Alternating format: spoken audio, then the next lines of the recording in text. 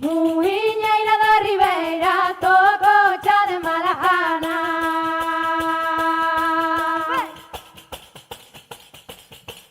Ou porque non queres, ou porque non sabes, ou porque te faltan as habilidades, as habilidades, as habilidades.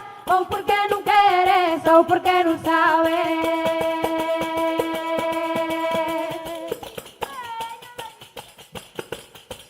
Baila que non é de risa, baila que non é de risa. Antes de sair o baile, antes suda la camisa.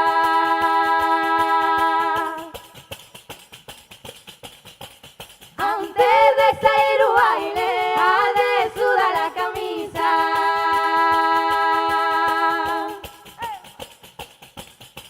Ven bailar Carmiña, a mestre o neno, que aunque non é meu, axude a facelo, axude a facelo, axude a facelo. Ven bailar Carmiña, a mestre o neno.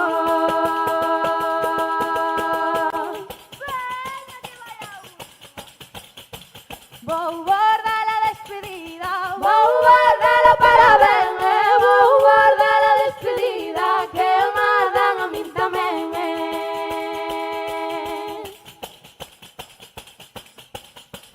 Vou bordar a despedida, que me dan a min tamén.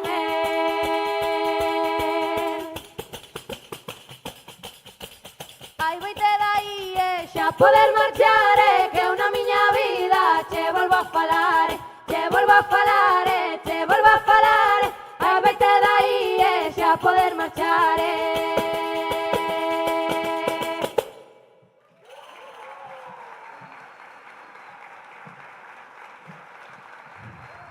Hola, bo día. A verdade é que, bueno, somos tan xugueiras e non sabíamos que había tanta xente aquí dentro. Porque cando fixamos a prova de sonido había poucas sillas, entonces creo que as tres entramos e fixamos como ui. Entonces nada, estamos encantadísimas de estar aquí hoxe pola mañán, gracias á Academia por contar con nós para este día tan especial. E pouco temos que decir, gracias ás señoras que nos deixaron todo o que sabemos. Claro, creo que o día delas é máis de todas as galegas e os galegos, porque unha vez máis se demostra con este tipo de actos que temos unha lingua propia e que hai que defender a capa e espada se fai falta. E nós así o faremos sempre, levando as cantareiras, a Galiza, o noso idioma, a nosa cultura milenaria por bandeira, e así o faremos hasta que morramos. Imos a cantar dúas peciñas máis, dedicadas a todas as mulleres que nos enseñaron algo, así que gracias a elas, esta semana, este día e este ano inteiro vai por todas elas. E eso, gracias a Real Academia Galega, porque este é un día moi importante. O sea, eu creo que ainda non somos conscientes do que estamos a facer e de que todas esas mulleres anónimas que non se daban importancia do que estaban facendo teñan o seu recoñecemento. Por mala sorte, moitas delas xa non están con nós, pero están os familiares, están as fillas, os fillos, os netos, as netas. E moitísimas gracias por darlle esa homenaxe tan grande a todas esas mulleres que fixeron tanto polo noso povo. Sin elas non seríamos o que somos, así que gracias.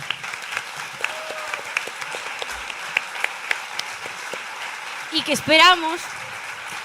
A ver, nós facémolo con todo cariño e amor, pero que estén orgullosas do que facemos, intentamos cantar máis ou menos O sea, como nunca elas. estaremos á súa altura, obviamente, eso, vamos, non estará nadie na vida, pero facémolo con máximo amor, cariño, respeto e admiración que lle temos a cada unha e cada un E deles. encántanos o sinceras que son moitas veces, cando lle preguntamos que tal o fixemos, dixo, ben, pero eso non se fai así.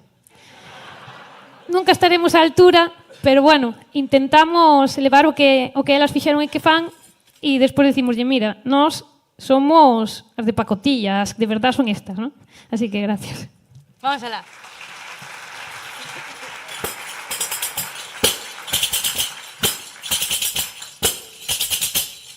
Miña naiciña, non hai outra como a miña, que non comía o pan por yo dar a súa filla, por yo dar a súa filla.